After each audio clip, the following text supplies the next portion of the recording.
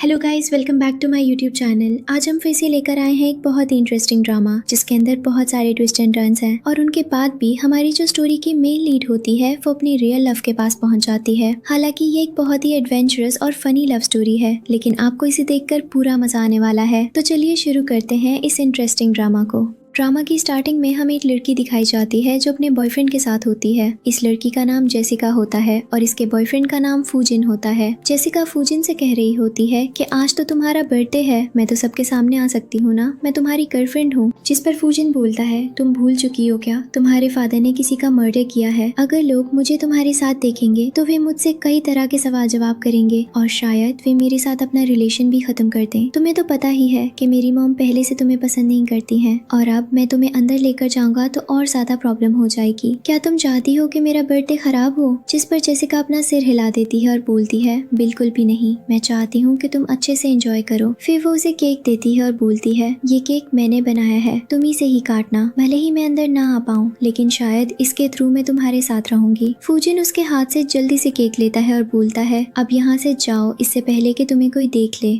Jessica वहाँ से जाने लगती है। फूजिन उस केक को डस्टबिन में फेंक देता है। जेसिका एक ब्रिज के पास खड़ी होती है और अपनी सोच विचार में डूब जाती है कि फूजिन ने जो कुछ भी कहा वो गलत नहीं है। कोई भी लड़का होता तो ऐसा ही सोचता। ये सोचकर वो वहाँ से जाने लगती है। तभी हम देखते हैं कि उसके पीछे कोई लड़का पड़ जाता है। वो अचानक से फूजिन को कॉल करती है और बोलती है, मेरे पीछे कोई आदमी पड़ा हुआ है। ये सुनकर फूजिन को लगता है कि वो एक्सक्यूज बना रही है, इसलिए वो फोन काट कर चला जाता है। जेसिका के पीछे वो स्टॉकर अभी भी लगा होता है। वो उसे मारने की कोशिश करता है और उसके साथ हाथापाई करता है। जेसिका का फोन गिर जाता है, लेकिन जैसे तैसे वो उस घटिया आदमी को धक्का देकर वहाँ से भागती हुई अपनी जान बचाकर आगे तक आ जाती है। तभी हम देखते हैं कि वो एक आदमी से टकरा जाती है। ये आदमी इस कहानी का मेन हीरो होता है, जिसके बारे में अभी तक हमें कुछ भी नहीं पता सिवाय उसके नाम के। इस आदमी का नाम हुओ जिन होता है और वो एक बहुत बड़ा बिजनेसमैन होता है। हम देखते हैं कि वो जेसिका की तरफ देखता है और बोलता है, फाइनली वही लड़की मिल गई जिसकी तलाश में मैं इतने समय से था।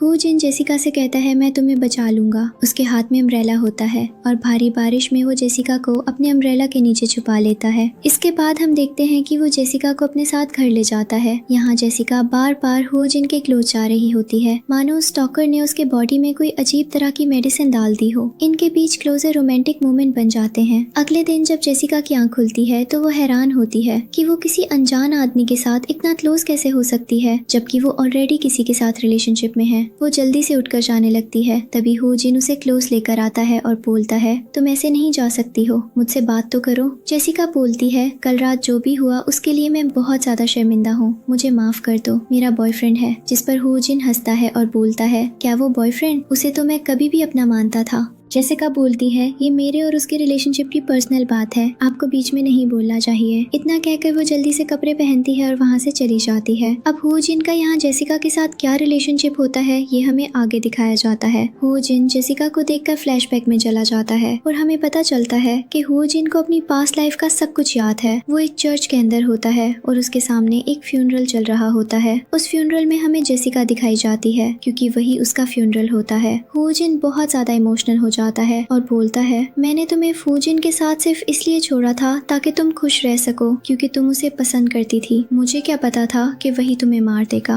और ये सब मेरी गलती है। वो रोते हुए बोलता है, मैं तुम्हें बचा नहीं पाया। लेकिन प्रेजेंट में वो ये सब सोचकर बहुत ज्यादा खुश होता है कि नेचर ने उसे दूसरा मौका दिया है जेसिका के साथ अपनी लाइफ जीने का। उसकी खुशी का कोई ठिकाना नहीं रहता क्योंकि उसे जेसिका के साथ यही लाइफ जीनी थी और वो इसे कंटिन्यू करके रहेगा। इधर हम देखते हैं फूजिन को जो जेसिका के आने का इंतजार कर रहा होता है। वो उससे पूछता है, लास्ट नाइट तुम कहाँ गई थी? फिर वो जेसिका के क्लोज जाने लगता है और थोड़ी बहुत जांच पड़ताल करता है, लेकिन उसे ऐसा कुछ भी नहीं मिलता जिसकी वजह से वो उस पर शक कर सके। फिर वो जेसिका से बोलता है, तुम्हें पता है ना, तुम मुझे छोड़कर कहीं नहीं जा सकती हो क्योंकि मेरे तुम्हारे ऊपर बहुत सारे एहसान हैं। इसलिए याद रखना, कभी भी तुम कहीं भी जाओगी तो मुझे अपनी लोकेशन देकर जाओगी। इतना कहकर वो बोलता है, घर पर कोई आने वाला है, मुझे उससे मिलवाना है। थोड़ी देर में वहाँ एक गाड़ी आती है और उस गाड़ी के अंदर से एक आदमी निकलता है जो सीधा घर के अंदर आता है। जेसिका उसे देखकर शॉक में होती है क्योंकि वो आदमी कोई और नहीं बल्कि हुओ जिन होता है। फूजिन खुशी खुशी जेसिका का हाथ पकड़कर उसे हो जिन के पास ले जाता है। जेसिका बहुत ज्यादा एम्बेरस फील कर रही होती है और इधर हो जिन को फूजिन और जेसिका को इतना क्लोज देखकर जेलसी हो रही होती है। तभी फूजिन बोलता है, देखो ये मेरे अंकल है, ये बहुत ही फेमस बिजनेसमैन है, हमें इनके साथ अच्छे से बिहेव करना है, तुम आगे जाकर बिजनेस की इंस्पिरेशन ले सकती हो। फिर फूजिन अपने अंकल से कहता है, अंकल इनसे मिलिए, ये मेरी गर्लफ्रेंड है जिसके बारे में मैं आपसे अक्सर बातें किया करता था, ये सुंदर है ना। जिस पर उसके अंकल कहते हैं, सुंदर तो है लेकिन तुम इसे डिजर्व नहीं करते हो। फूजिन बोलता है, मुझे माफ करना, मेरे अंकल को मजाक करने की आदत है। जेसिका चुपचाप खड़ी रहती है। फूजिन बोलता है, क्या हुआ, तुम कुछ बोल नहीं रही हो। जिस पर उसके अंकल कहते हैं, वो क्यों बोलेगी, क्योंकि इसकी मुलाकात मुझसे पहले ही हो चुकी है। ये सुनकर फूजिन हैरान हो जाता है और बोलता है, लेकिन तुम दोनों की मुलाकात कब हुई, तुमने मुझे इसके बारे में नहीं बताया। जेसिका तुरंत बहाना बनाती है और बोलती है, कल रात जब मैं घर वापस आ रही थी तो गलती से इनकी गाड़ी के सामने आ गई थी, मुझे माफ करना, मेरी वजह से आपको तकलीफ हुई होगी। फूजिन बोलता है, अरे कोई बात नहीं, चलो हम अंदर चलकर बैठकर बात करते हैं, बाहर क्यों खड़े हैं। वो अपने अंकल को अंदर बुला लेता है। इधर हम देखते हैं कि जेसिका उसके अंकल के लिए चाय लेकर आती है। फूजिन उसका हाथ हल्का सा टच करके पकड़ लेता है, जिसे देखकर जेसिका थोड़ा अनकंफर्टेबल हो जाती है। इधर फूजिन अपनी कुछ प्रोजेक्ट फाइल्स लेने के लिए चला जाता है। उधर जेसिका वॉशरूम के अंदर चली जाती है। पीछे से फूजिन आ जाता है और बोलता है, क्या तुम उसे सच्चाई नहीं बताओगी कि हमारे बीच क्या हुआ है, और तुम्हें लगता है कि मैं तुम्हारे बारे में नहीं जानता हूँ। तभी फूजिन वापस आता है तो उसे वहाँ कोई नहीं मिलता। उसे लगता है कि उसके अंकल कहीं चले गए हैं, इसलिए वो जेसिका को ढूंढता हुआ वॉशरूम तक पहुँच जाता है। वो दरवाजा पीटने लगता है और बोलता है, गेट खोलो। जैसे तैसे करके गेट खुलता है और जब वो अंदर जाके देखता है तो पता चलता है कि अंदर कोई भी नहीं है और वो उससे पूछता है, मेरे अंकल किधर गए। जेसिका बोलती है, मुझे नहीं पता। हम देखते हैं कि वो गेट बंद कर देती है। उसके बाद वो सीधा बॉस रूम के अंदर जाती है और होजिन से बोलती है, ये तरीका ठीक नहीं है, अगर उसे पता चल जाता तो बहुत ज्यादा प्रॉब्लम हो जाती। जिस पे होजिन उसे अपने क्लोज खींचता है और बोलता है, तुम उसके लिए नहीं मेरे लिए बनी हो। ऐसा बोलकर वो उसके साथ रोमांटिक हो जाता है। जेसिका उसे बहुत ज्यादा रोकने की कोशिश भी करती है लेकिन वो उसकी बात नहीं मानता। इधर हम देखते हैं कि उसी समय फूजिन का कॉल भी आता है और फूजिन को कॉल पर किसी लड़की के होने की आवाज आती है। उसे लगता है कि ये जेसिका ही है। अब खाने की टेबल का सीन दिखाया जाता है जहाँ फूजिन जेसिका को बहुत ज्यादा क्लोज तरीके से ट्रीट कर रहा होता है। वो उसे अपने हाथ से खाना खिला रहा होता है और कई ऐसी चीजें कर रहा होता है जिसे देखकर फूजिन थोड़ा जेलस फील कर रहा होता है। फूजिन बोलता है, मैं बाद में बात करूंगा, मुझे आराम करने जाना है। इसके बाद हम देखते हैं कि फूजिन जेसिका से पूछता है, मेरे अंकल के साथ तुम वॉशरूम में ठीक थी क्या, क्योंकि इस घर में सिर्फ एक ही लेडी है और जब मैंने कॉल किया तो उन्होंने बोला कि वो वॉशरूम में किसी लड़की के साथ है। जेसिका बोलती है, ओहो, अब मेरे ऊपर शक करना बंद करो, 24 घंटे तुम बस फालतू का शक करते रहते हो, कुछ कॉल के लिए भी बचा दो। इसके बाद फूजिन बोलता है, मेरी मॉम इस घर में आने वाली है, तुम सीधा पार्किंग वाली एरिया में चली जाओ, उनके सामने मत आना। जेसिका पार्किंग वाली एरिया में जाने की जगह स्विमिंग पूल कोर्ट की तरफ चली जाती है। वहाँ उसे होजिन मिल जाता है। जेसिका होजिन से बोलती है, तो अभी तक घर नहीं गए, यहाँ क्या कर रहे हो। होजिन बोलता है, मेरा घर यहीं ऊपर वाले फ्लोर पर है, मैं यहीं रहता हूँ, मेरा बेडरूम यहीं है। फिर वो जेसिका से क्वेश्चन करता है, क्या तुम्हें फिर से फूजिन ने छुपा दिया क्योंकि उसकी मॉम मिलने आई है। क्या तुमने कभी उससे ये सवाल नहीं पूछा कि वो ऐसा क्यों करता है। जेसिका बोलती है, पता नहीं। इस पर होजिन उसे अपने साथ ले जाता है। हम देखते हैं कि हॉल रूम के बाहर दोनों खड़े होते हैं और अंदर फूजिन अपनी मॉम के साथ होता है। उसकी मॉम बोल रही होती है, वह जेसिका को ढूंढने लगता है। इस पर होजिन जेसिका को ऊपर ले जाता है और उसे हग और किस करने लगता है। जेसिका उसे रोक नहीं रही होती। जैसे ही फूजिन डोर खोलने जाता है, उसकी मॉम का कॉल उसके पास आ जाता है और हम देखते हैं कि वो वहाँ से चला जाता है। अब अगले दिन का सीन दिखाया जाता है जहाँ होजिन जेसिका के पास आता है और बोलता है, मैं अपने ऑफिस जा रहा हूँ, जाने से पहले तुम्हें कुछ देकर जाना चाहता हूँ। मेरे ऑफिस में डिजाइनर की पोजीशन खाली है और मुझे टॉप डिजाइनर चाहिए। जहाँ तक मुझे पता है तुम ये काम कर सकती हो, मुझे तुम्हारे अंदर ये एलिजिबिलिटी दिखती है, एक बार ट्राई करके देखना। वो उसे रिक्रूटमेंट फॉर्म देता है और बोलता है, बाकी सारी चीजों की टेंशन मत लेना, तुम्हारा फ्यूचर बहुत ब्राइट और शाइनिंग है। जेसिका बोलती है, मैं इन सब चीजों के बारे में बाद में सोचूंगी, मुझे अभी इस पर कोई बात नहीं करनी है। ऐसा कहकर वो उसका ऑफर रिजेक्ट कर देती है और और वहाँ से चली जाती है। फूजिन फ्लैशबैक में जाता है और बोलता है इसे समझाने में कितना वक्त लगेगा, ये कब फूजिन से मुंह मोड़ेगी। कहानी फिर से फ्लैशबैक में चली जाती है जहाँ फूजिन को पूरी तरह मार रहा होता है क्योंकि उसी ने जेसिका की जान ले ली होती है। लेकिन फूजिन अपनी गलती मानने की जगह सब कुछ जेसिका पे डाल देता है। फूजिन जानता होता है कि जेसिका कभी भी किसी भी तरह से गलत नहीं थी। अब प्रेजेंट में हम देखते हैं कि जेसिका फूजिन के सामने खड़ी होती है और बोलती है मुझे लगता है मुझे इस रिलेशनशिप से ब्रेक लेना चाहिए। बहुत वक्त से मैं एक ही साइकिल में घूम रही हूँ। मुझे लगता है कि कल से हमें एक दूसरे से नहीं मिलना चाहिए और एक दूसरे से दूर हो जाना चाहिए। फूजिन बोलता है तुम क्या बोलने की कोशिश कर रही हो। जेसिका साफ बोल देती है मैं तुमसे ब्रेकअप चाहती हूँ। फूजिन हैरान हो जाता है और बोलता है अचानक तुम्हें ये कैसे याद आ गया कि तुम्हें मुझसे ब्रेकअप चाहिए। तुम्हें पता है ना तुम्हारी मॉम हॉस्पिटल में है, उनके एक्सपेंसेस कैसे चलेंगे। जेसिका बोलती है मैंने अपने लिए एक बहुत अच्छी जॉब देख ली है। उसके दिमाग में फूजिन का ऑफर आता है और वो फूजिन से ब्रेकअप करके वहाँ से चली जाती है। फूजिन उसे रोकने की कोशिश करता है लेकिन वो उसकी बात नहीं मानती। फूजिन ये सब दूर खड़े होकर देख रहा होता है और उसे बहुत ज्यादा खुशी हो रही होती है। इधर जेसिका हॉस्पिटल जाकर अपनी मॉम से मिलती है। वो उन्हें जॉब के बारे में बता देती है और बोलती है कि आगे सब कुछ फिक्स हो जाएगा। हम देखते हैं कि उसे फ्लैशबैक याद आता है जब उसने अपनी आंटी से मॉम की ट्रीटमेंट के लिए पैसे मांगे थे और कैसे उन्होंने उसे रिजेक्ट कर दिया था। वो उनके पैरों में गिरकर बहुत गिड़गिड़ाई थी। उसी वक्त फूजिन आया था और उसने उसकी मदद की थी। इसी वजह से जेसिका हमेशा उसके एहसानों में दबी रही जबकि वो उसके साथ बहुत कुछ गलत करता था। अब प्रेजेंट में अचानक फूजिन हॉस्पिटल में आ जाता है और बोलता है मुझे जेसिका से कुछ बात करनी है। वो जेसिका के पास आकर बोलता है कुछ हफ्तों से मैं तुम्हारे बैंक अकाउंट में कहीं से पैसे आते हुए देख रहा हूँ। ये पैसे कहाँ से आ रहे हैं। तुम्हारी मॉम इतने समय से हॉस्पिटल में एडमिट है, बाकी सारे खर्च तो मैं देता था, फिर ये एक्स्ट्रा पैसे कहाँ से आ रहे थे। जेसिका बोलती है अब हमारा ब्रेकअप हो चुका है इसलिए मुझे नहीं लगता कि मुझे हर चीज एक्सप्लेन करने की जरूरत है। तुम अपने काम से काम रखो, ये मेरी लाइफ है और मैं इसे जैसे भी सर्वाइव करूँ। ऐसा बोलकर वो फूजिन को साफ रिजेक्ट कर देती है। फूजिन बोलता है 2 दिन के अंदर तुम मेरे पास वापस आओगी, तैयार रहना, तब मैं तुम्हें ब्रूटल पनिशमेंट दूंगा। अब हम देखते हैं कि फूजिन हॉस्पिटल के बाहर जेसिका का इंतजार कर रहा होता है। वो उससे पूछता है तो तुमने क्या सोचा। जेसिका बोलती है मैं तैयार हूँ तुम्हारे डिजाइनिंग सेक्टर में काम करने के लिए। फूजिन उसे अपनी गाड़ी में बैठने का ऑफर देता है ताकि वे बिजनेस के बारे में डिस्कस कर सके। इधर फूजिन ये देख लेता है कि जेसिका किसी दूसरे आदमी की गाड़ी में बैठ रही है और वो उसका पीछा करता है।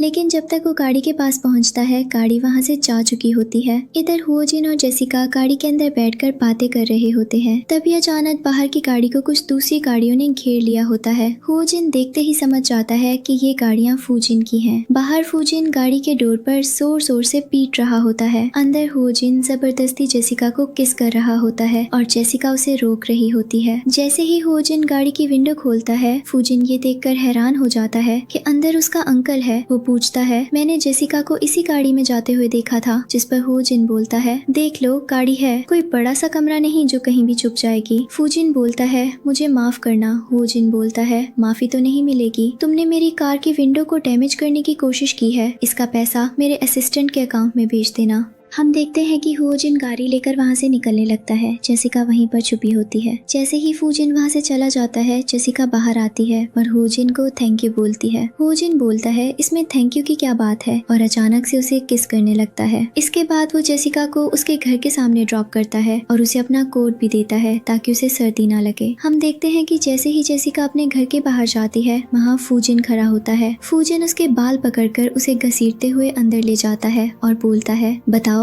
वो कौन आदमी था जिसके साथ तुम मुंह काला कर रही थी। जेसिका बोलती है मैं 50 बार बोल चुकी हूँ, it's none of your business, अपने काम से काम रखो, हमारा ब्रेकअप हो चुका है, इतनी सी बात तुम्हें समझ में क्यों नहीं आती। वो उसे बहुत कुछ उल्टा सीधा सुनाती है। इधर फूजिन उसके साथ जबरदस्ती करने लगता है और बोलता है मैं तुम्हें मेरे अलावा किसी और का नहीं होने दूंगा। जेसिका उसे जोर का चाटा मार देती है। फूजिन गुस्से में बोलता है मैं तुम्हारी लाइफ इतनी बुरी तरह डिस्ट्रॉय करूंगा जिसके बारे में तुम किसी को एक्सप्लेन भी नहीं कर पाओगी और ये मेरा चैलेंज है। वो जेसिका को वार्निंग देकर वहाँ से चला जाता है। जेसिका उदास होकर बैठी होती है। तभी फूजिन उसके पास आता है और बोलता है मेरी दी हुई चीज तुमने ऐसे जमीन पर गिरा रखी है। जेसिका उसे उठाती है और बोलती है मुझे माफ करना। फूजिन बोलता है माफी ऐसे तो नहीं मिलेगी, तुम्हें मेरे लिए कुछ काम करना पड़ेगा। इसके बाद वो जेसिका को अपने साथ शॉपिंग पर ले जाता है और बोलता है जो खरीदना है मेरे लिए सिलेक्ट करो। जेसिका बोलती है, तुम तैयार हो मेरी चॉइस के कपड़े पहनने के लिए? तुम जानते हो ना, मैं ऐसी कोई लड़की नहीं हूँ। तुम्हें लगता है कि तुम पैसों के बदले मेरी बॉडी को यूज करोगे? होजिन बोलता है, तुमसे किसने कहा कि मुझे तुम्हारी बॉडी चाहिए? मेरे लिए तो बस तुम्हारा मुझ पर हक होना ही काफी है। ऐसा बोलकर वो उसे जबरदस्ती गले से लगा लेता है। जेसिका बोलती है, बस बस अब तुम बैठ जाओ, मुझे सिलेक्ट करने दो। हम देखते हैं कि होजिन वहीं बैठा होता है और जेसिका उसके लिए एक एक सूट और कपड़े सिलेक्ट कर रही होती है। इधर हम देखते हैं कि ये सब करते हुए उसे अपनी मॉम की याद आ जाती है, जो अक्सर उसके लिए ये सब किया करती थी। इधर दिखाया जाता है कि फूजिन का फ्रेंड जेसिका को ये सब करते हुए देख लेता है। उसे ये नहीं पता होता कि वहाँ होजिन भी है, जिसके लिए वो ये सब कर रही है। उसे लगता है कि ये सब फूजिन के लिए हो रहा है। वो फूजिन को कॉल करके बताता है। फूजिन बोलता है, मुझे पता ही था कि वो मेरे पास वापस आएगी, इसलिए वो मेरे लिए गिफ्ट खरीद रही है। इधर हम देखते हैं कि फूजिन का फ्रेंड जेसिका को झूठ बोलकर कॉल करता है और कहता है, दरअसल फूजिन की तबीयत खराब हो गई है। तुम तो जानते ही हो बॉस का पेट कितना कमजोर है, उन्होंने बहुत ज्यादा ड्रिंक कर ली है, तो मन कर रहा है एक बार उनसे मिल लो। जेसिका जैसे ही जाने की कोशिश करती है, होजिन उसे रोकता है और बोलता है, तुम फिर से उसके जाल में फंस रही हो, मैं तुम्हारी मदद करता हूँ। वो चुपके से उसे उसी क्लब के अंदर ले जाता है जहाँ फूजिन बिल्कुल ठीक बैठा होता है। वो अपने फ्रेंड से बोल रहा होता है, वो लड़की कुछ नहीं, मेरे पैरों की गुलाम है, नौकर है, मैं उसे बस अपने मतलब के लिए यूज कर रहा हूँ। तुम देखना, एक दिन मैं उसका ऐसा हार्ट ब्रेक करूंगा जिसके बारे में उसे कभी आइडिया भी नहीं लगेगा। ये सारी बातें सुनकर जेसिका इतना ज्यादा इमोशन हो जाती है कि वो लगातार बैठकर ड्रिंक करने लगती है। वो होजिन से बोलती है, अब मैं ये बकवास और ज्यादा नहीं सुन सकती, मुझे नहीं पता था कि कोई मेरे बारे में इतना गलत बोल सकता है। यहाँ फूजिन उसके डैड के बारे में भी बहुत कुछ गलत बोलता है। इस पर होजिन उससे बोलता है, क्या तुम मुझसे बदला नहीं लेना चाहती? जेसिका बोलती है, मैं हर तरीके से तैयार हूँ। हम देखते हैं कि होजिन उसे पकड़कर एक कॉर्नर में ले जाता है और जबरदस्ती किस करने लगता है। जेसिका भी उसे किस करने लगती है। इधर फूजिन उधर देखता तो है लेकिन वो उन्हें पहचान नहीं पाता और अपने फ्रेंड्स के साथ वहाँ से चला जाता है। अगले सीन में हम देखते हैं कि अब जेसिका सीधे होजिन की कंपनी में होती है। होजिन उसे कॉन्ट्रैक्ट साइन करवाता है और बोलता है, आज से सीए डिजाइनिंग पोजीशन तुम्हारी है, उम्मीद है तुम बहुत अच्छे से वर्क करोगी। जेसिका बोलती है, तुम्हें पता है ना पहले मुझे कितने ज्यादा रिजेक्शंस मिल चुके हैं, मेरी डिजाइनिंग कुछ खास नहीं है। होजिन बोलता है, तो तुमने रिजेक्शन की वजह से अपना फेवरेट काम छोड़ दिया, तुमने इन डिजाइन को देखा है, ये कितने अच्छे हैं। जेसिका फ्लैशबैक में जाती है जहां वो एक कंपनी में डिजाइनर की जॉब के लिए गई होती है। उस कंपनी के प्रेसिडेंट ने उसे और उसके काम को बहुत ज्यादा जलील किया होता है। तब से वो बहुत अंडर कॉन्फिडेंट हो जाती है और उसे लगने लगता है कि वो एक लूजर है और उसके डिजाइन्स में कुछ खास नहीं है। लेकिन होजिन उसके अंदर कॉन्फिडेंस बिल्ड करने की पूरी कोशिश करता है। कहानी फिर फ्लैशबैक में जाती है जहाँ जेसिका के फ्यूनरल पर होजिन को उसकी बनाई हुई डिजाइन्स मिलती हैं जो एक से एक बढ़कर होती हैं। होजिन उन्हें देखकर इतना इम्प्रेस हो जाता है कि प्रेजेंट लाइफ में वो जेसिका को हर एक अपॉर्चुनिटी देना चाहता है ताकि वो एक शाइनिंग स्टार बन सके। इधर जेसिका सभी एम्प्लॉइज के बीच बैठकर वर्क कर रही होती है। सभी लोग मीटिंग हॉल में होते हैं और ये मीटिंग होजिन ने बुलवाई होती है। उसी बीच एक लड़की होती है जो जेसिका को देखती है। उसकी एक चमची भी होती है। इस लड़की का नाम लिली होता है। वो लिली से बोलती है, मैडम आपने देखा ये लड़की, इसने कुछ घंटे पहले ही ऑफिस ज्वाइन किया है और ये मीटिंग हॉल में क्या कर रही है, इसके हाथ में फाइल क्यों है? हमारा कंपनी रूल है कि जो नए लोग आते हैं वे अपने सीनियर्स को सिर्फ चाय और बाकी चीजें देने का काम करेंगे। ये अचानक एम्प्लॉय बनकर क्यों बैठी है? इसे तो पियोन की रिस्पॉन्सिबिलिटी मिलनी चाहिए थी। लिली बोलती है, इसे मैं बाद में देखती हूँ। हम देखते हैं कि वो जेसिका के पास जाकर उसे बहुत कुछ उल्टा सीधा सुनाने लगती है। तभी अचानक वहाँ होजिन आ जाता है। होजिन बोलता है, तुम इतनी बकवास क्यों कर रही हो? तुम्हें ये राइट किसने दिया है? लिली तुरंत होजिन के पास जाती है और बोलती है, बॉस दरअसल ये लड़की अभी नई है, इसे इतना एक्सपीरियंस भी नहीं है, मेंस वाले लोगों के बीच न बैठे, हमें बहुत प्रेशर फील हो रहा है। इस पर होजिन बोलता है, ये फैसला मैं करूंगा क्योंकि ये कंपनी मेरी है, तुम्हारी नहीं, जाकर अपनी टेबल पे बैठ जाओ। इससे लिली की बेइज्जती हो जाती है। उसकी चमची उसे बोलती है, मैडम आप अपना दिल छोटा मत कीजिए, बॉस का शायद मूड खराब होगा, आपको तो पता ही है वो आपको कितना पसंद करते हैं। तभी हम देखते हैं कि होजिन सबके सामने कुछ नए डिजाइन रखता है जिन्हें वो अपने नए कंपटीशन में प्रेजेंट करने वाला होता है। वो हर एम्प्लॉय से उसका रिव्यू लेता है और हर एम्प्लॉय उन डिजाइन को बहुत ज्यादा अप्रिशिएट करता है। सब बोलते हैं कि आज तक मार्केट में ऐसे यूनिक डिजाइन्स नहीं आए। फिर सवाल होता है कि ये डिजाइन्स किसने बनाए हैं। सभी लोगों को लगता है कि ये कोई बहुत स्मार्ट और इंटेलिजेंट डिजाइनर है। तभी हो जिन सबको सरप्राइज देता है और बोलता है ये डिजाइन्स हमारे ऑफिस की फ्रेशर के हैं, ये सब उसी के हाथ के डिजाइन्स हैं। जेसिका सबके सामने खड़ी होती है, सभी लोग ताली बजाते हैं, पर लिली को बहुत ज्यादा जेलसी होती है कि जेसिका को पहली ही बार में इतनी ज्यादा लाइमलाइट मिल गई है। उसके बाद हो जिन उसे बोलता है कि नेक्स्ट डे से जेसिका अपने डिजाइनिंग सेट पर बहुत अच्छे से काम करेगी, कोई भी उसे डिस्टर्ब नहीं करेगा। इधर जेसिका और फूजिन के घर जाती है क्योंकि वहाँ पर उसका लैपटॉप रखा होता है। उसे पता चलता है कि फूजिन घर पर नहीं है। जैसे ही वो लैपटॉप लेने के लिए टेबल के पास जाती है तभी वहाँ पर हो जिन आ जाता है, उसे पकड़ लेता है और बोलता है कि वापस यहाँ आकर क्या करना चाहती हो। जेसिका बोल देती है कि मैं अपना लैपटॉप लेने आई थी, इसके अंदर मेरी डिजाइन है। इसी पर हो जिन उसे किस करने लगता है।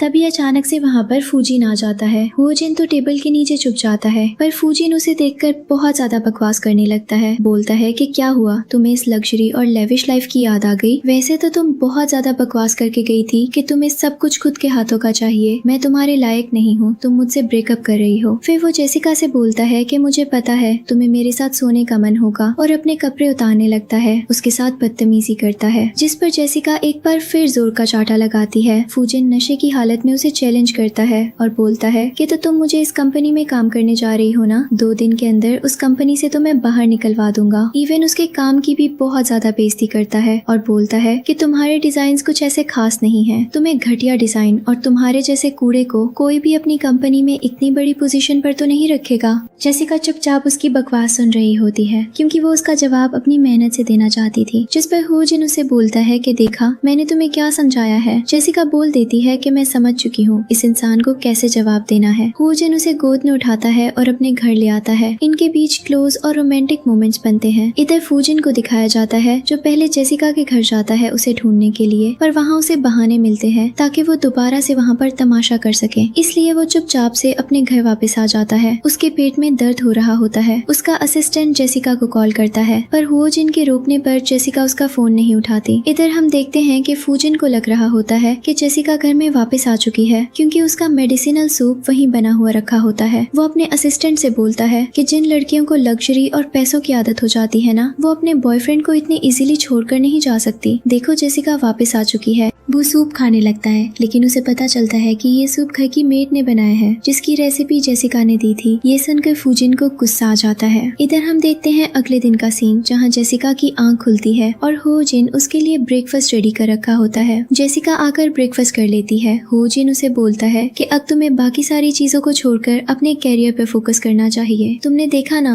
कल रात वो तुम्हारे टैलेंट को लेकर कितनी बकवास कर रहा था। वो आगे बोलता है कि मैं नहीं बता सकता सच्चाई क्या है, हो सकता है कि वो इतने टाइम से लोगों को या बड़े बड़े बिजनेसमैन को तुम्हारे अगेंस्ट में खुद ही भड़का रहा हो।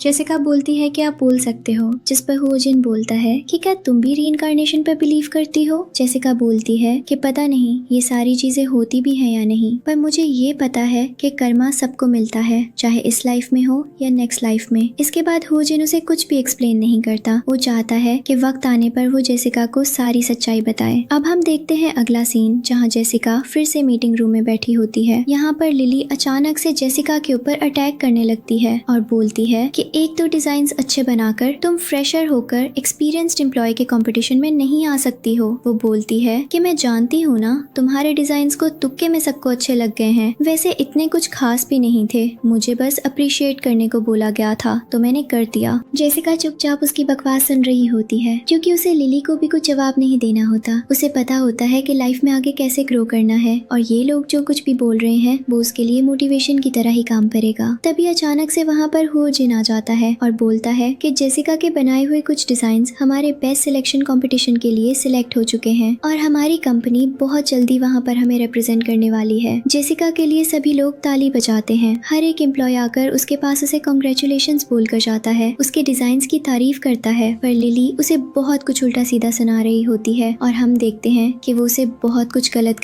भी बोल रही होती है, जिसे देखकर जेसिका को अपना ट्रॉमा याद आ जाता है जिसमें वो रिजेक्ट हुई होती है क्योंकि उसके फादर एक मर्डर थे, जिस पर उसे लगता है कि होजिन को उसे ये सच्चाई बता देनी चाहिए। ऐसा ही करती है वो होजिन के ऑफिस में जाती है और बोलती है कि मुझे लगता है कि मुझे ये पोजीशन छोड़कर चला जाना चाहिए।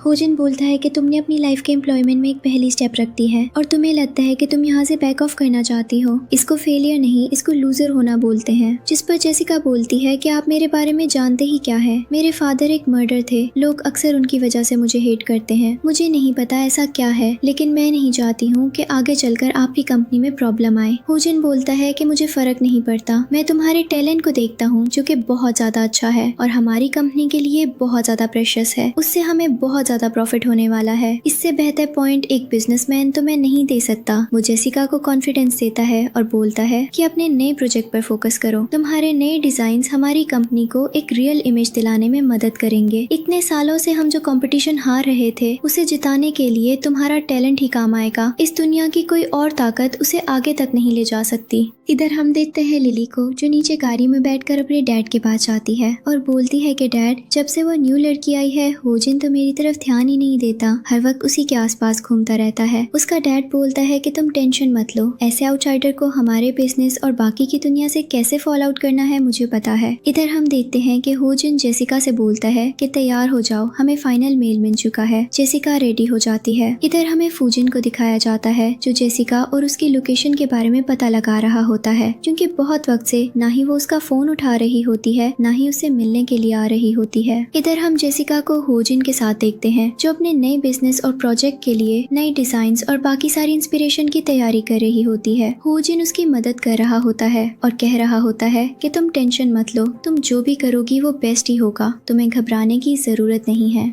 और ये सब कुछ होजिन के घर में हो रहा होता है। तभी वहाँ पर किसी के आने की आवाज आती है और ये कोई और नहीं, फूज से चला जाऊंगा, पर मैं आपको समझाते हुए जा रहा हूँ, आप उस लड़की के लिए ज्यादा सिंपैथी फील ना करें, वो बिल्कुल भी अच्छी नहीं है। जिस पर होजिन बोलता है तो अब आप जा रहे हो, और हम देखते हैं कि जैसे ही फूजिन वहाँ से जाता है, उसे पर्दे के पीछे कुछ और लगता है, लेकिन तभी होजिन अपना हाथ आगे बढ़ाता है और बोलता है, यहाँ से जाओ, मेरा रूम खाली करो और दोबारा यहाँ आने की हिम्मत मत करना, फालतू में मेरा टाइम वेस्ट करने के लिए। और हम देखते हैं कि होजिन जैसे ही फूजिन वहाँ से जाता है, सीधा जेसिका के पास जाता है, उसे समझाता है और बोलता है कि तुम्हें बुरा महसूस करने की जरूरत नहीं है। पर जेसिका धीरे से होजिन के क्लोज चली जाती है। उनके बीच क्लोजर और रोमांटिक मोमेंट बन जाते हैं। फूजिन बाहर खड़ा खड़ा ये सब देखने लगता है और बोलता है कि मेरे अंकल को हुआ क्या है, जो वो उस लड़की को इतना ज्यादा फेवर कर रहे हैं। लेकिन तभी अचानक से उसे विंडो पर कुछ दिखाई देता है। जब उसका गार्ड आता है, वो पूछता है कि वहाँ पर तुम्हें कोई दिखाई दे रहा है। तब तक होजिन और जेसिका साइड हो जाते हैं। उसका गार्ड बोलता है कि वहाँ पर तो कोई भी नहीं है। इधर हमें दिखाया जाता है अगले दिन ऑफिस का सीन, जहाँ लिली अभी भी अपनी चमची के साथ मिलकर जेसिका को टारगेट कर रही होती है और उसके अगेंस्ट में बोल रही होती है। वो बोलती है कि गरीब लोग जिन्होंने आज तक ज्वेलरी के डिजाइन देखे तक नहीं है, उन्हें तो पता भी नहीं है कैसे होते हैं, कुछ भी उल्टा सीधा बनाकर बस सिंपैथी ले रहे हैं पुअर लोग। हमारा बॉस बहुत अच्छा है जो उसके ऊपर एहसान कर रहा है, और वो बहुत कुछ गलत गलत बोले जा रही होती है। ये सारी चीजें जेसिका सुन लेती है, लेकिन तभी वहाँ पर होजिन आ जाता है। होजिन उससे बोलता है, मेरे ऑफिस में आओ, मुझे तुमसे कुछ जरूरी बात करनी है। जेसिका सीधा होजिन के ऑफिस में जाती है, लेकिन अभी भी वो लिली को कोई जवाब नहीं देती। लिली की चमची कहती है, मुझे लगता है बॉस आज इसे बहुत ज्यादा डांटने वाले हैं। लिली बोलती है, हाँ डांट तो पड़नी ही है, इसकी हरकतें जो ऐसी हैं, गरीब बहन। इधर हम देखते हैं कि होजिन जेसिका से पूछता है, तुमने नई डिजाइन तैयार की? जेसिका बोलती है, अभी भी नहीं। होजिन बोलता है, तुम उसकी बातों का जवाब क्यों नहीं देती हो? जेसिका बोलती है, पता नहीं, बस मेरा मन नहीं करता, मुझे लगता है कि वो जो बोल रही है वो सही तो बोल रही है। होजिन उसे बोलता है, वैसे ये बताओ तुमने डिजाइन्स क्यों नहीं रेडी की? जिस पर वो फ्लैशबैक में जाता है, जहां उसने जेसिका को दिन रात मेहनत करते हुए देखा है और उसने अभी तक एक भी डिजाइन को सिलेक्ट नहीं कर पाया है। होजिन उसके पास जाकर जब डिजाइन्स देखता भी है तो जेसिका को अभी उस डिजाइन के लिए उतना ज्यादा कॉन्फिडेंस फील नहीं हो रहा होता है, क्योंकि उसे सेटिस्फेक्शन नहीं होता। होजिन से बोलता है, तुम बाकी के डिजाइन्स दिखाओ। जेसिका अपने बाकी के डिजाइन्स दिखाती है। अब होजिन उसे मोटिवेट करने लगता है और बोलता है, अगर ऐसे ही चुपचाप रहोगी और ऐसे ही काम करती रहोगी तो लोग हमेशा तुम्हें कुछ न कुछ गलत गलत बोलेंगे। तुम्हारे अंदर एबिलिटी है, तुम उन लोगों से ज्यादा कैपेबल हो, अपने टैलेंट को रिकॉग्नाइज करो। हर कोई डिजाइनर नहीं बन जाता। बिजनेसमैन बनने के लिए स्ट्रेटेजीज चाहिए होती हैं, पर डिजाइनर बनने के लिए इंटरनल टैलेंट चाहिए होता है, जो हर किसी के अंदर नहीं होता। तुम यहाँ जितने भी एम्प्लॉयज हैं उन सबसे ज्यादा स्पेशल हो। और कहानी फ्लैशबैक में जाती है, जहाँ होजिन जेसिका का हाथ पकड़कर रो रहा होता है। ये पास्ट लाइफ की स्टोरी होती है। वो बहुत ज्यादा अपसेट फील कर कर रहा होता है कि वो उसके लिए वो सब कुछ नहीं कर पाया जो वो करना चाहता था, और अभी प्रेजेंट में वो अपना बेस्ट देकर उसे मोटिवेटेड फील कराता है। तभी वहाँ पर उसका असिस्टेंट आ जाता है जो उसे बताता है कि बॉस आपकी एक मीटिंग है, पर हो जिन उसे 5 मिनट मांगता है और बोलता है जेसिका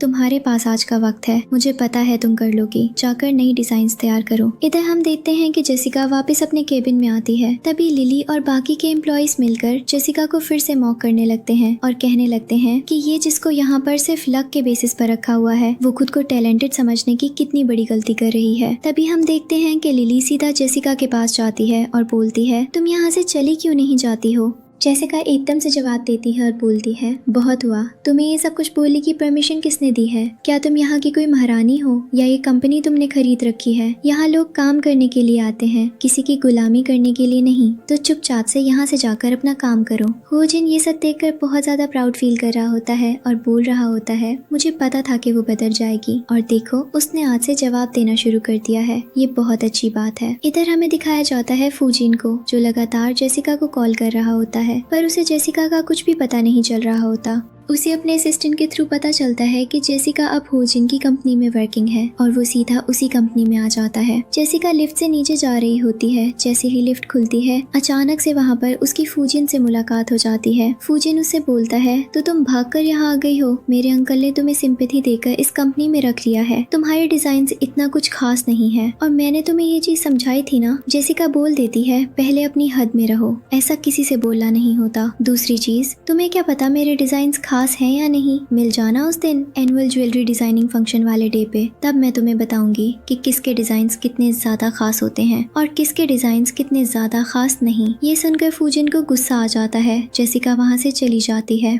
फिर से अचानक लिली उसके सामने आ जाती है और बोलती है तो इसका मतलब तुम फेमस और एक पॉपुलर डिजाइनर बनने की तैयारी कर रही हो। वैसे तो मैं बता दूं तुम्हारी हो जिनमें मैं भी लगी हूँ, मैं भी एक डिजाइनर हूँ और तुमसे बेस्ट डिजाइन बनाकर दिखाऊंगी। जेसिका उसे बोल देती है तुम इतनी ज्यादा नार्सिसिक क्यों हो, खुद से सेल्फ ऑब्सेशन इतना ज्यादा अच्छा नहीं होता। इधर हमें दिखाया जाता है हो जिन को, जिससे मिलने के लिए फूजिन अंदर आता है और बोलता है तो उसको आपने अपने पास रखा हुआ है। मुझे तो हंसी आ रही है कि मैं आपको कैसे एक्सप्लेन करूँ कि वो कितनी ज्यादा यूजलेस है। आपने उसे डिजाइनिंग की पोजीशन क्यों दी? मुझे नहीं लगता कि वो ये चीज डिजर्व करती है। हो जिन उसे बोलता है तो तुम्हें लगता है कि तुम ये चीज कर सकते हो? जिस पर वो बोलता है नहीं नहीं, आप मुझे एक बार मौका देकर तो देखो, मैं आपको एक्सप्लेन करता हूँ। जिस पर हो जिन बोलता है मुझे तो लगता है मैं कोई मौका नहीं दे रहा हूँ, मुझे पता है कि तुम कितने ज्यादा महान हो, तुम जिसके बारे में इतना सब कुछ बोल रहे हो वो तुमसे 1000 गुना बेहतर है। मुझे पता है कि जिसे मैंने अपनी कंपनी में रखा है वो कोई वैसा काम नहीं कर रही है, वो प्रॉपर वर्क कर रही है। तुम ये चीज एक्सेप्ट क्यों नहीं कर लेते? उसे अपने लाइफ में आगे बढ़ने दो। जिस पर वो बोलता है देखो फूजिंग, मेरे कंपनी के एम्प्लॉयज के साथ मुझे किसी भी तरह की डिसरिस्पेक्ट या किसी भी तरह की फालतू की मौकरी बर्दाश्त नहीं होगी। तो मैं जो करना चाहूंगा तुम करो, पर अपने ऑफिस में, अपने केबिन में अपनी गांड की यहाँ तक मत लेकर आना। उसके बाद हम देखते हैं कि फूजिंग वहाँ से चला आता है और फिर से उसकी मुलाकात जेसिका से हो जाती है। वो उसे पकड़ लेता है और बोलता है तो इसका मतलब तुमने मेरे अंकल को भी मेरे खिलाफ कर दिया है। जेसिका कहती है तो मैं इतना ज्यादा ऑब्सेस्ड क्यों हूँ?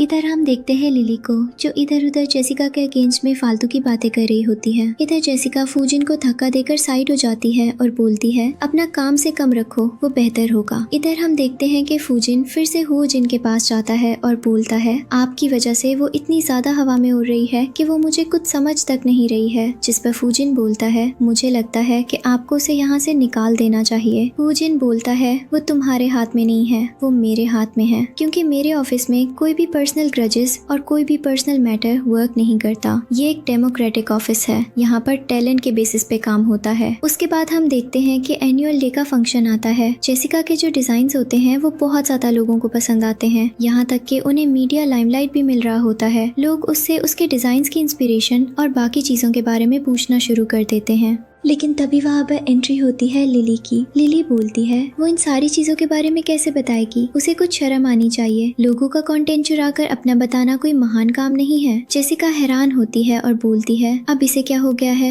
ये क्या बकवास कर रही है। और हम देखते हैं कि लिली आगे आकर जेसिका के कान में कहती है तुम अगर सच में चाहती हो कि ये लोग चुपचाप यहाँ से चले जाएं, तो बिल्कुल भी मत बोलो कि ये तुम्हारे द्वारा बनाया गया है, वरना मैं बता दूंगी कि तुम उसी मर्डर की बेटी हो जिसने बिजनेसमैन को मर्डर करके उनके एम्प्लॉयज की लाइफ डिस्ट्रॉय कर दी थी और कई सालों तक वो ऐसे ही भटकते रहे बिना किसी एम्प्लॉयमेंट के और अभी तक पूरे टाउन में उसके बारे में चर्चा होती है। जेसिका सुनकर हैरान हो जाती है और बोलती है, तो इसका मतलब ये मेरी पर्सनल लाइफ की प्रॉब्लम्स को मेरी फिगर के सामने लाकर मुझे पीछे रोकना चाहती है। पर लिली को क्या लगता है कि ये बहुत आसान काम है। वो जेसिका से कहती है, दरअसल ये डिजाइन किसने नहीं बनाया। जेसिका सबको बताती है और बोलती है, बोलो सबको। जेसिका हैरान होती है और वो लोग माइक ले लेते हैं। जेसिका बोलती है, जी बिल्कुल भी नहीं, ये डिजाइन्स मैंने बनाए हैं, मेरी डिजाइन्स हैं। कोई भी अगर मुझसे कहेगा कि झूठ बोलो तो मैं उसे एक्सेप्ट नहीं करूंगी। लिली बोलती है, तुम्हारी इतनी हिम्मत, और वो हंसने लगती है। कुछ लोगों के सर में चोट लगी हुई है, 50 बार समझाने के बाद भी उन्होंने मेरी बात नहीं मानी तो उसका रिजल्ट बहुत बुरा होगा। लिली जेसिका के कान में कहती है, अब तुम्हें दिखाऊंगी कि तुमने क्या खोया है। और वो अचानक सबके सामने कहती है, ये डिजाइन्स मैंने बनाया, इस लड़की ने मेरा डिजाइन चुराया है। जेसिका बोलती है, बिल्कुल भी नहीं, ये मेरी रियल इंस्पिरेशन है, इसे मैंने खुद बनाया है, किसी के कहने पर मैं झूठ को बर्दाश्त नहीं करूंगी। लिली बोलती है, तुम ऐसे नहीं मानोगी। वो एक पेपर निकालती है जिस पर एक और डिजाइन होता है और कहती है, देखो मेरे पास एक सैंपल भी है और इसे मैंने दिन रात जाकर बनाया है। जेसिका कहती है, अब तो तुम एक्सेप्ट करो कि तुमने ये डिजाइन नहीं बनाया है। लिली हैरान होती है, समझ नहीं पाती कि क्या बोले। मीडिया रिपोर्टर्स लगातार जेसिका से क्वेश्चन कर रहे होते हैं, क्या ये सच है कि आपने ये डिजाइन नहीं बनाया। जेसिका हैरान होती है, उसे नहीं पता कि रिपोर्टर्स को क्या जवाब दे। वो तो यहाँ बुरी तरह फंस चुकी है। लेकिन तभी पीछे से हो जिन आता है और बोलता है, मैं बताता हूँ, ये लड़की साफ साफ झूठ बोल रही है। लिली कहती है, मैं ऐसा नहीं करूंगी, तुम किसी और के डिजाइन को अपना कैसे बता सकती हो। तुम्हें आइडिया है कि तुम कितनी बड़ी गलती कर रही हो। जिस पर हो जिन बोलता है, मुझे पता है कि सारे डिजाइन्स जेसिका ने बनाए और मेरे पास प्रूफ है और मैं सारे प्रूफ दिखा सकता हूँ। सभी प्रूफ में वीडियो भी होता है जिसमें जेसिका डिजाइन्स बनाते हुए दिखाई देती है और ये भी मोमेंट अटैच होता है जब लिली ने जेसिका के डिजाइन्स चुराए। अब लिली पूरी तरह मीडिया रिपोर्टर्स के सामने फंस चुकी होती है और उसके पास एक्सप्लेन करने के लिए कुछ भी नहीं होता। हुजिन बोलता है, मुझे लगता है कि हमें इवेंट को वाइंड अप कर देना चाहिए। मेरा ग्रुप बहुत ग्रेटफुल है कि आपने हमारे डिजाइनिंग सेक्टर के डिजाइन्स को इतना ज्यादा पसंद किया और हमेशा रहेगा। मुझे बहुत अच्छा लगा कि आपको हमारे नए डिजाइन्स पसंद आए। जेसिका भी बहुत ज्यादा ग्रेटफुल होती है और सबके सामने झुकती है और बोलती है, मेरे टैलेंट को एक नया प्लेटफॉर्म मिला। उसके बाद हम देखते हैं अगला सीन जहाँ हुजिन लिली के सामने होता है। लिली घुटनों पर बैठकर माफी मांग रही होती है और कहती है, मैं बस जेलस थी कि जेसिका को ये सारी अपॉर्चुनिटीज क्यों दी जा रही है जबकि वो इसे डिजर्व नहीं करती। हुजिन उसकी बातें सुन रहा होता है और बोलता है, तो तुम मुझे बताएंगी कि कौन क्या डिजर्व करता है। मैं तुम्हें पागल लगता हूँ। मैं जिस बिजनेस को चला रहा हूँ वो आज या कल का बनाया हुआ बिजनेस नहीं है। इस बिजनेस को चलाने में मैंने अपनी लाइफ लॉन्ग मेहनत इन्वेस्ट की है। लिली समझ जाती है और आगे बढ़ती है। वो बोलती है, ये सब कुछ जेसिका की वजह से हुआ है। हुजिन बोलता है, पुलिस थोड़ी देर में आएगी और लिली को कंपनी से निकाल दिया जाएगा। उसके बाद वो जेसिका को बैठाता है और बोलता है, मैं तुम्हारी इस अचीवमेंट से बहुत ज्यादा खुश हूँ। तुमने बहुत अच्छा काम किया है और इसी वजह से मैं बहुत ज्यादा हैप्पी भी हूँ। जेसिका बोलती है, क्या सच में? जिस पर वो बोलता है, हाँ बिल्कुल, अपना काम देखो, लोग तुम्हारे बारे में बात कर रहे हैं, इससे बेहतर क्या होना चाहिए। जेसिका बोलती है, अगर आपको इन सब चीजों से खुशी मिली है तो मैं भी बहुत ज्यादा खुश हूँ। हुजिन उसके करीब जाने लगता है और बोलता है, अब तो तुम्हें यकीन हो गया कि तुम एक अच्छी डिजाइनर हो, कोई लूजर नहीं। जिस पर जेसिका बहुत अच्छा महसूस करती है। हुजिन उसे अपने करीब लाता है और उसे किस करने लगता है। तभी अचानक वहाँ पर फूजिन आ जाता है, लेकिन जैसे ही हुजिन उसे देखता है वो जेसिका को अपने साइड पर कर लेता है। उसके बाद फूजिन जो होता है वो दरवाजा बंद करके बाहर आता है। हुजिन किसी स्टैंड से टकरा जाता है और उसका असिस्टेंट उससे बोलता है, आप यहाँ क्या कर रहे हैं? जिस पर वो जवाब देता है, मुझे नहीं पता था कि मेरे अंकल की भी गर्लफ्रेंड है। जिस पर वो बोलता है, आपके अंकल को ये चीज बिल्कुल भी पसंद नहीं आएगी कि आप बिना किसी परमिशन के रूम के अंदर गए हैं। जिस पर वो बोलता है, मुझे माफ करना। हम देखते हैं कि वो वहाँ से चला आता है।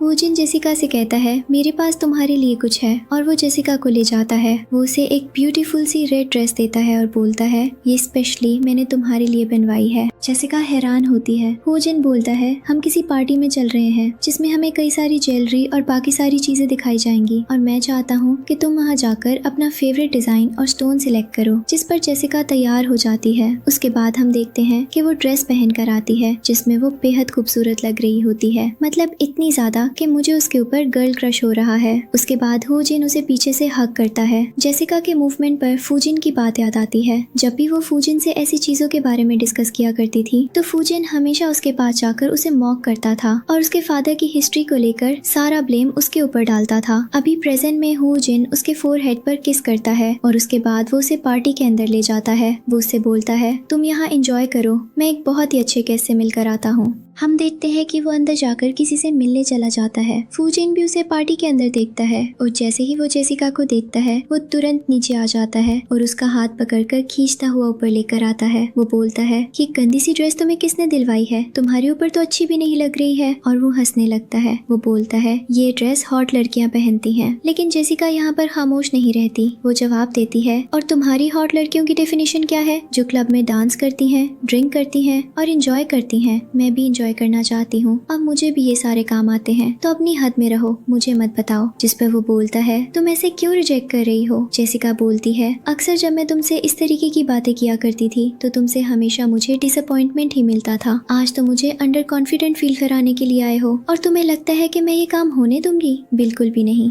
हम देखते हैं कि वो उसे ऐसा बोलकर खामोश करा देती है और बोलती है जितना बेहतर हो सके मुझसे दूर रहने की कोशिश करो, क्योंकि मुझे तुमसे किसी भी तरीके का कोई मतलब नहीं है। जिस पर वो बोलता है तुम बहुत ज्यादा बोल रही हो। और वो बोलती है मैं ज्यादा नहीं बोल रही हूँ, ये सच्चाई है, तुम अक्सर मुझे मिसट्रीट करते हो। कहानी फ्लैशबैक में जाती है जहाँ जेसिका देखती है कि कैसे फूजिन ने उसे मिसट्रीट किया और उसे दोबारा से किसी चीज को लेकर अंडर कॉन्फिडेंट फील कराया। कुछ समय बाद वो बोलता है मुझे साथ नीचे चलो और वो खींचता हुआ उसे नीचे ले जाता है। वहाँ पर कई सारे ज्वेलरी डिजाइन्स होते हैं। उसके बाद हम देखते हैं कि उन ज्वेलरी डिजाइन्स को वहाँ पर लाया जाता है। जेसिका का फेवरेट स्टोन भी वहाँ होता है और वो उसे चाहती है, लेकिन उसकी कीमत बहुत ज्यादा होती है। जेसिका फूजिन के सामने कहती है ये मुझे बहुत ज्यादा पसंद है और उसे स्टोन के लिए कई लोग खरीदने को तैयार हो जाते हैं। लेकिन अचानक वहाँ हो जिन आ जाता है और वो स्टोन खरीद लेता है। जैसे ही गेट खुलता है सभी उसे देखकर शॉक में होते हैं। जेसिका खड़ी हो जाती है। हो जिन सीधा उसके पास आता है और बोलता है मेरे पास तुम्हारे लिए सरप्राइज है। वो स्टोन देता है और बोलता है ये स्पेशली मैंने तुम्हारे लिए लिया है। जेसिका हैरान होती है और बोलती है आपको इतना पैसे खर्च करने की जरूरत नहीं थी। जिस पर खुद फूजिन बोलता है अंकल आपको मेरी गर्लफ्रेंड के लिए ये सब करने की जरूरत नहीं थी। जिसे सुनकर हो जिन और जेसिका हैरान हो जाते हैं। जेसिका बोलती है इस बेवकूफ को 50 बार बोलने के बाद भी कि मैं उसकी गर्लफ्रेंड नहीं हूँ, इसके दिमाग से ये चीज नहीं जाती। हो जिन उसका हाथ पकड़ता है और अपने साथ ले आता है। जेसिका को समझ नहीं आता कि जैक कभी भी उसके पीछे क्यों पड़ा हुआ है।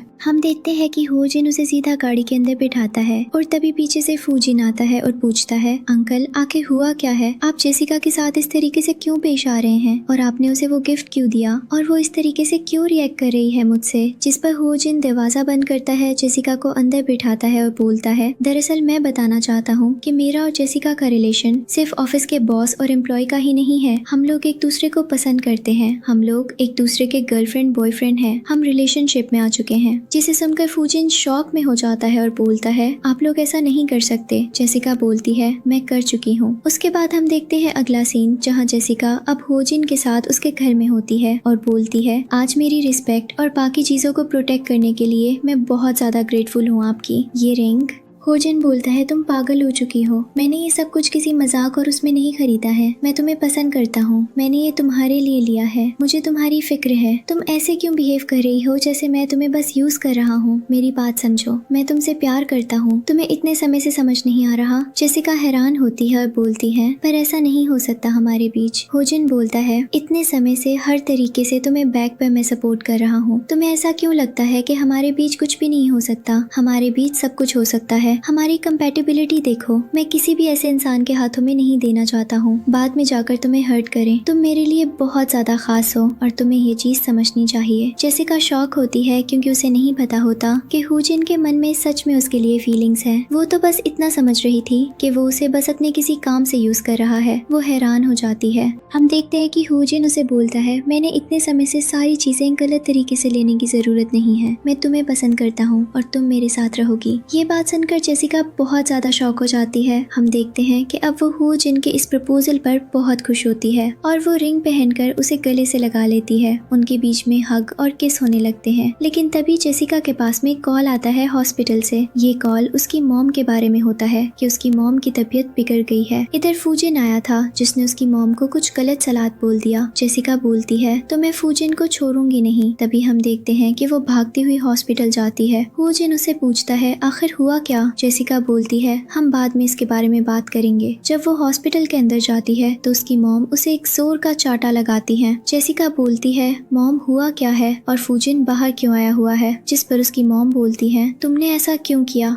जिस पर जेसिका बोलती है मैंने क्या किया, एहसान के बारे में भूलना नहीं चाहिए था। उसने इतने वक्त तक हमारी मदद की, तुमने उसके बदले में उसे धोखा दिया। तुम्हें समझ नहीं आता वो कितना अच्छा इंसान है। जेसिका बोलती है वो अच्छा इंसान नहीं है, वो घटिया इंसान है। उसने आपकी डॉटर को कभी भी अच्छे से ट्रीट नहीं किया। उसने आपकी डॉटर को एक यूजलेस एलिमेंट की तरह ट्रीट किया। हम देखते हैं कि वो अपनी मॉम को एक्सप्लेन करती है। तभी वहाँ पर फूजिन आ जाता है और बोलता है मुझे तुमसे कुछ बात करनी है। वो जेसिका का हाथ पकड़कर उसे वहाँ से ले जाता है। जेसिका बोलती है तो तुम यहाँ मेरी मॉम को ये सब बताने आए थे। जिस पर वो बोलता है मेरे अंकल के साथ रिलेशनशिप खत्म कर दो। जेसिका बोलती है ये काम मैं नहीं कर सकती हूँ। जिस पर वो बोलता है मैं तुम्हें वार्निंग दे रहा हूँ। जेसिका बोलती है तुम मुझे वार्निंग दो चाहे कुछ भी दो, पर ये काम अब नहीं होगा। मैं और होजिन अब रिलेशनशिप में आ चुके हैं। तुम मुझे मत बताओ कि मुझे क्या करना है। जिस पर वो कहता है तो तुम्हें समझ में नहीं आ रहा। हम देखते हैं कि वो बार बार उसे बहस कर रहा होता है। तभी वहाँ पर होजिन आ जाता है। होजिन आकर फूजिन से कहता है मेरी वार्निंग के बाद भी तुमने मेरी गर्लफ्रेंड को प्रॉब्लम में डालने की कोशिश की है और तुम्हें लगता है कि चीजें मैं सेटल और फिक्स नहीं कर पाऊंगा। जिस पे फूजिन बोलता है अंकल आप बहुत बड़ी गड़बड़ कर रहे हैं। होजिन बोलता है ओ प्लीज शट अप, मुझे मत बताओ कि मैं क्या कर रहा हूँ या क्या नहीं। तुम बार बार किसी को परेशान कर रहे हो, सिर्फ प्यार के नाम पर उसे टॉर्चर कर रहे हो। क्या ये बहुत सही चीज है। हम देखते हैं कि वो अपने लोगों से कहता है इसे मेरी नजरों से दूर बाहर ले जाओ। फूजिन चिल्लाता रहता है।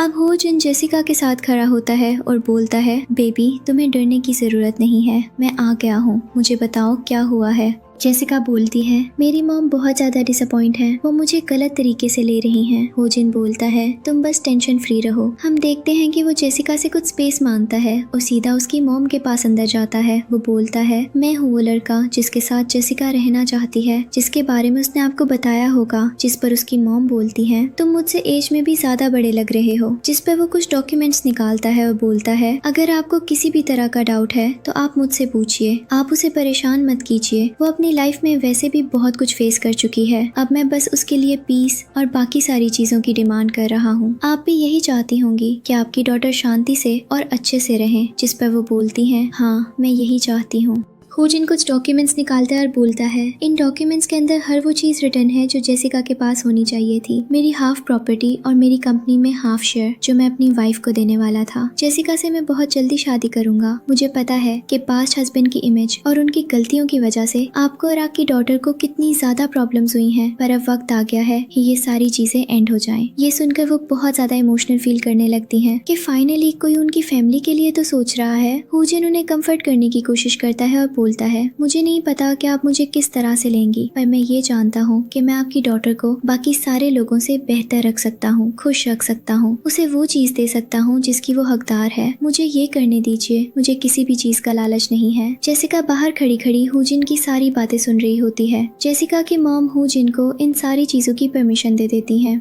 हम देखते हैं कि जब जेसिका बाहर आती है तो वो होजिन से पूछती है तुमने मेरी मॉम को कन्विंस कैसे किया। होजिन हंसता है और बोलता है जादू से। जेसिका बोलती है तुम बहुत ज्यादा शैतान हो। जिस पे होजिन बोलता है कुछ भी नहीं है, सब नॉर्मल सी बात है, लोगों को ट्रस्ट दिलाना होता है। वो तुम्हारी मॉम है, उन्हें तुम्हारी फिक्र होना नॉर्मल सी बात थी, और अगर क्या हो गया उन्होंने फिक्र के चलते मुझसे 2 सवाल पूछ लिए। मुझे इन सारी चीजों में कुछ भी गलत नहीं लगा। जेसिका को होजिन की बात समझ में आ जाती है। उसके बाद हम देखते हैं कि होजिन उसे अपने साथ ले जाता है और बोलता है अब तो हमें ऑफिस के डिजाइनिंग सेक्टर के लिए और अच्छे से मेहनत करनी है। इधर हम फूजिन को देखते हैं जो दिन रात ड्रिंक कर रहा होता है। उसके पेट में अचानक से दर्द होने लगता है। वो अपने असिस्टेंट से बोलता है मुझे हॉस्पिटल ले जाने की जरूरत नहीं है, जेसिका को कॉल करो और उससे बोलो जल्दी से आए और मेरे लिए मेडिसिनल सूप बनाए। असिस्टेंट बोलता है, बॉस आप बहुत बड़ी गलती कर रहे हैं, मैडम आपकी लाइफ से जा चुकी हैं, अब बार बार उन्हें क्यों बुला रहे हैं। फूजिन बोलता है, तुमसे जितना बोला गया है उतना करो। हम देखते हैं कि असिस्टेंट बार बार जेसिका को कॉल कर रहा होता है, पर रिस्पॉन्स में उसे सिर्फ डिसअपॉइंटमेंट मिल रहा होता है। वो बार बार अपने बॉस को अपडेट देता है कि मैडम आपका फोन नहीं उठा रही हैं। फूजिन बोलता है,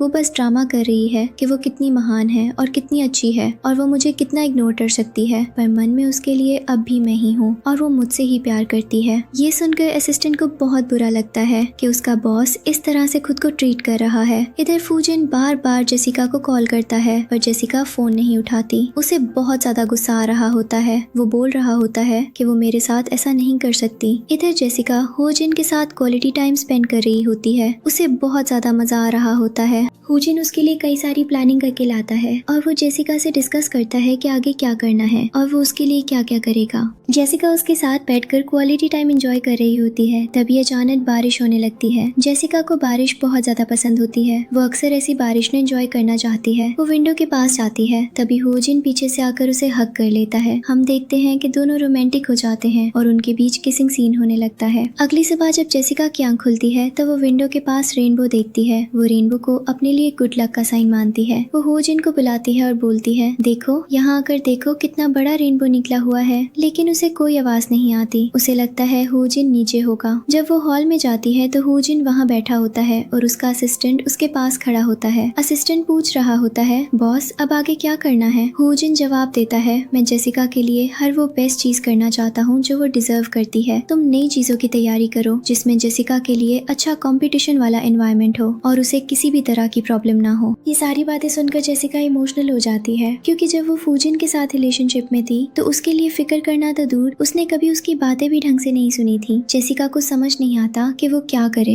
उसके बाद हम देखते हैं कि होजिन उसे एक पार्टी के अंदर ले जाता है और बोलता है, मैं एक जरूरी काम निपटा कर आता हूँ, तुम कहीं मत जाना। जेसिका उस पार्टी में खड़ी होती है। तभी अचानक से वहाँ पर फूजिन आ जाता है जो उसका हाथ पकड़कर उसे ऊपर खींच कर ले जाता है और बोलता है, कल मैंने तो कितने सारे फोन किए हैं, तुमने मेरा फोन क्यों नहीं उठाया और तुम्हारा फोन कहाँ है। जिस पर जेसिका बोलती है, वो फोन मैंने फेंक दिया है, मेरे पास नया फोन है। जिस पर फूजिन बोलता है, ठीक है मुझे पता है मुझसे गलती हुई और तुम मुझसे बहुत ज्यादा डिसअपॉइंट हो, मैं तुमसे माफी मांगता हूँ। वो घुटनों पर आकर उसे प्रपोज करने लगता है। जेसिका हैरान होती है और बोलती है, अब तो मुझे याद नहीं आ रहा है कि मैं एक मर्डर की बेटी हूँ, तुम्हारी मॉम मुझे एक्सेप्ट नहीं करेंगी। जिस पे वो बोलता है, बकवास बंद करो। जेसिका, मैं तुमसे ये नहीं पूछ रहा हूँ कि तुम किसकी बेटी हो, मैं तुम्हारे लिए कुछ लेकर आया हूँ, तुम्हें इसे नॉलेज और अप्रिशिएट करना चाहिए। जेसिका बोलती है, ये तुम मुझसे बोल रहे हो जिसने मुझे कभी अपना नहीं समझा, ये तुम मुझे समझा रहे हो, अपने काम से काम रखो। हम देखते हैं कि जेसिका उसे गुस्से में देखकर वहाँ से चली जाती है और अपनी रिंग भी फेंक देती है। तभी वहाँ पर उसका असिस्टेंट आता है और बोलता है, बॉस आपको मैडम से थोड़ा दूर हो जाना चाहिए, आपके अंकल को पता चला कि आप बार बार उन्हें परेशान कर रहे हैं तो आपके लिए प्रॉब्लम हो जाएगी। जिस पे वो बोलता है, मुझे पता है, उसके लिए चाहता था। ऐसा ही होता है। जब जेसिका अपने बाकी के टास्क पूरा करने के लिए स्टेज पर जाती है, उसे एक बॉक्स के अंदर से एक स्लिप निकालनी होती है। वो स्लिप में कुछ डिजाइनिंग से रिलेटेड क्वेश्चन होता है। इसके बाद जेसिका को सर्टिफिकेट मिलने वाला होता है जिससे वो प्रॉपर एक डिजाइनर की कैटेगरी में आ जाएगी। जैसे ही जेसिका पेपर को निकालती है तभी वहाँ पर जजेस क्वेश्चन करने जा रहे होते हैं। वहाँ पर एक लड़का आता है और बोलता है, मैडम आप क्या जवाब देंगी। हम देखते हैं कि वो आकर एकदम से बोलता है, जिस लड़की को आपने स्टेज पर खड़ा कर रखा है वो कोई नॉर्मल लड़की नहीं है, इसके डैड ने किसी रिच बिजनेसमैन का मर्डर किया था ताकि वो अपने बच्चों की और बाकी लोगों की लाइफ को आगे तक चला सके, और ये लड़की उसी चीज का यूज करने आई है। जैसे उसका डैड मर्डर है, ये भी एक मर्डर है, और हमें नहीं लगता कि हमें एक मर्डर को डिजाइनर जैसी पोजीशन देनी चाहिए जो कंपनीज में जाकर लोगों का नुकसान करे ताकि उसका कंपटीशन कम हो जाए। जेसिका हैरान होती है कि आसपास के लोग क्या बोल रहे हैं। हम देखते हैं कि ये सारी चीजें वहाँ पर हो रही होती हैं और फूजिन बैठकर एंजॉय कर रहा होता है। उसे लग रहा होता है कि अब यही मौका है जेसिका को अपने क्लोज लाने का।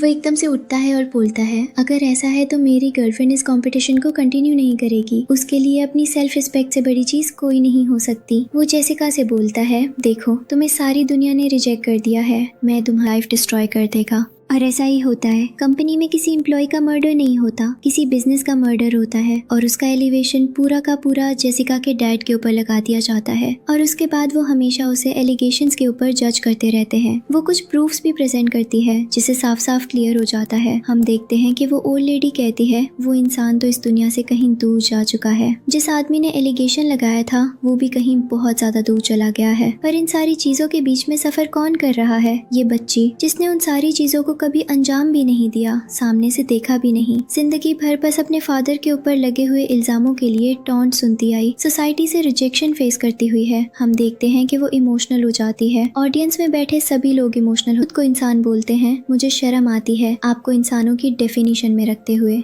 उसके बाद हम देखते हैं कि जजेस जो होते हैं सबसे माफी मांगते हैं। जेसिका को दोबारा से स्टेज पर आकर परफॉर्म करने के लिए बुलाते हैं। जेसिका को दोबारा से नया मौका मिलता है और रजिस्ट्रेशन पर जाकर अपनी डिजाइनिंग स्किल्स को दिखाती है। लोग बहुत ज्यादा खुश होते हैं कि वो यहाँ पर आकर अच्छे से परफॉर्म कर रही है। जेसिका भी खुश होती है कि भले ही हो जिन ने देर से ही सही पर उसकी मदद की है। हो जिन भी खुश होता है। जेसिका को उसका सर्टिफिकेट मिल जाता है और उसके डिजाइन्स को एक नया अप्रूवल मिलता है। हम देखते हैं कि जो हो जिन होता है वो जेसिका के इस कॉन्फिडेंस को देखकर बहुत ज्यादा खुश होता है। फाइनली जेसिका ने वो अचीव किया जिसकी वो हकदार थी और हर एक बिजनेसमैन जो भीड़ में बैठा हुआ था वो जेसिका को अपनी कंपनी में एक अच्छी डिजाइनर की पोजीशन पर रखना चाहता था और उससे प्रॉफिट कमाना चाहता था। पर जेसिका ने उन सबको रिजेक्ट कर दिया। बाहर आकर उसकी मुलाकात उस ओल्ड लेडी से होती है जिससे वो आज तक नहीं मिली थी। पर कहानी फ्लैशबैक में जाती है। जब जेसिका के पास लाइफ में डेथ हो गया होता है तो वो ओल्ड लेडी भी उसके फ्यूनरल में आती है और बहुत ज्यादा इमोशनल होती है और कहती है बिना सच्चाई जाने नहीं तो मैं इस दुनिया से चली गई। हो जिन को उस मोमेंट पर पता होता है कि ये लेडी जेसिका की फैमिली के बारे में बहुत कुछ जानती है और अभी प्रेजेंट में हो जिन बहुत ज्यादा खुश होता है। वो जेसिका का हाथ पकड़ता है और बोलता है मैं बहुत ज्यादा खुश हूँ कि मैंने तुम्हें बचा लिया। जेसिका बोल देती है पर ऐसा क्या है जो तुम हर वक्त मुझसे रिंकार्नेशन और बाकी चीजों के बारे में बात करते हो? हो जिन बोलता है तुम गाड़ी में बैठो,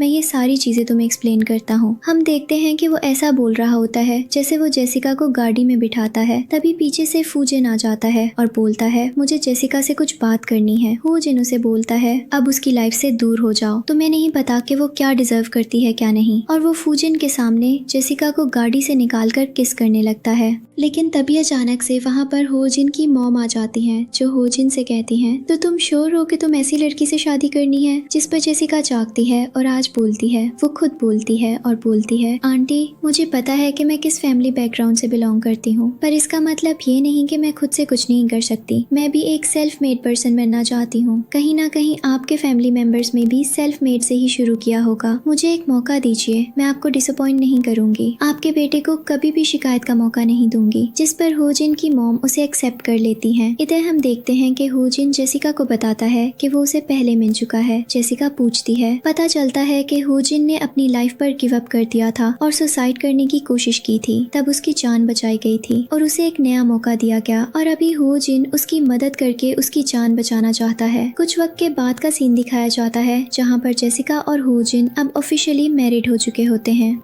हम देखते हैं कि जेसिका पूरी कंट्री में डिजाइनर के तौर पर बहुत ज्यादा फेमस हो चुकी होती है। लोग उसके डिजाइन्स को खरीद रहे होते हैं। उसकी मॉम उससे मिलने के लिए आती है और उसकी बहुत ज्यादा तारीफ करती है। थोड़ी देर बाद उसकी मुलाकात फूजिन के असिस्टेंट से होती है जो उसे बताते हैं कि कैसे फूजिन मेंटली डिस्टर्ब हो चुका है उसके जाने के बाद। पर जेसिका कुछ भी रिएक्ट नहीं करती और बोलती है उसे हॉस्पिटल ले जाओ, उसे चेकअप की जरूरत है, मेरी नहीं, मैं अपनी लाइफ में मूव ऑन कर चुकी हूँ। पर ऐसा बोलकर वो अपने हस्बैंड यानी हो जिन के साथ चली जाती है। हो जिन और वो एक जगह पर घूम रहे होते हैं और तभी उन्हें एक दूसरे के ऊपर प्यार आता है। हो जिन उसे होल्ड करता है और किस करता है और इसी के साथ ड्रामा की हैप्पी एंडिंग हो जाती है।